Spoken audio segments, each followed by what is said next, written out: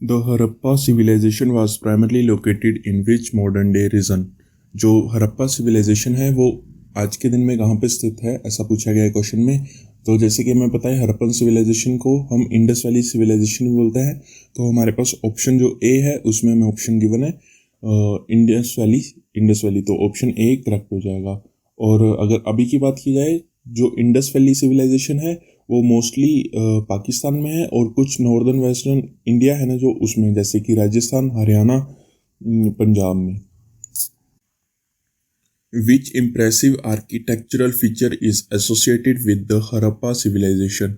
तो जो सबसे इम्प्रेसिव आर्किटेक्चरल फीचर है जो कि हड़प्पा सिविलाइजेशन में पाया गया था वो है ग्रेट बाथ, ऑप्शन डी। सबसे पहले ग्रेट बाथ है जो कि सबसे इम्प्रेसिव आर्किटेक्चरल फीचर है, वो पाया गया था हड़प्पा एंड मोहनजोदारो, जो कि इंडिकेट करता है उनकी advanced engineering and urban planning skills को।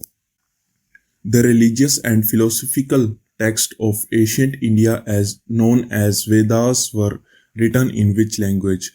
जो रिलीजियस और फिलोसफिकल टेक्स्ट हैं एशियंट इंडिया के, उसे हम वेदास भी कहते हैं, वो किस लैंग्वेज में लिखे गए थे सबसे पहले? तो वो संस्कृत लैंग्वेज में लिखे गए थे सबसे पहले, जिसको कि हम इंडो आर्यन लैंग्वेज भी कहते हैं। So option A Sanskrit is correct.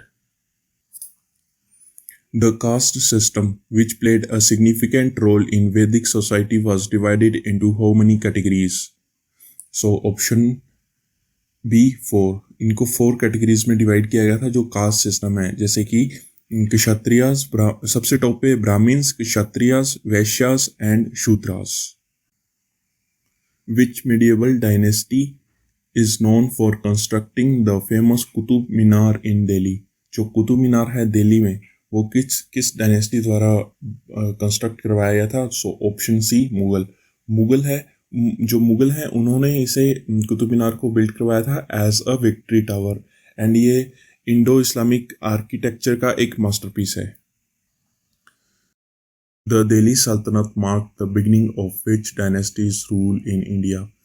किस डायनेस्टी के इंडिया में रूल करने की शुरुआत को दिल्ली सल्तनत ने मार्क किया? तो ऑप्शन डी साल्वे, जो कि दिल्ली सल्तनत mark the beginning of slave dynasty rules, जो इंक्लूड करता है rulers like Qutbuddin Aibak. Who was a prominent leader known for his philosophy of non-violent resistance and played a pivotal role in India's struggle for independence? वो कौन से prominent leader थे जो कि जाने जाते थे अपनी philosophy of non violent resistance, और उन्होंने इंडिया के स्ट्रगल में एक पाइवटल रोल निभाया? So option D Mahatma Gandhi. जो Mahatma Gandhi advocated non-violent civil disobedience.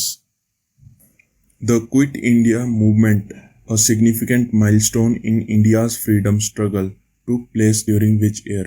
जो क्विट इंडिया मूवमेंट था वो किस साल में हुआ था? So option C 1942। जो क्विट इंडिया मूवमेंट था वो लॉन्च किया गया था महात्मा गांधी द्वारा इन 1942, जिसकी डिमांड थी to end the British colonial rule in India. Which river was crucial for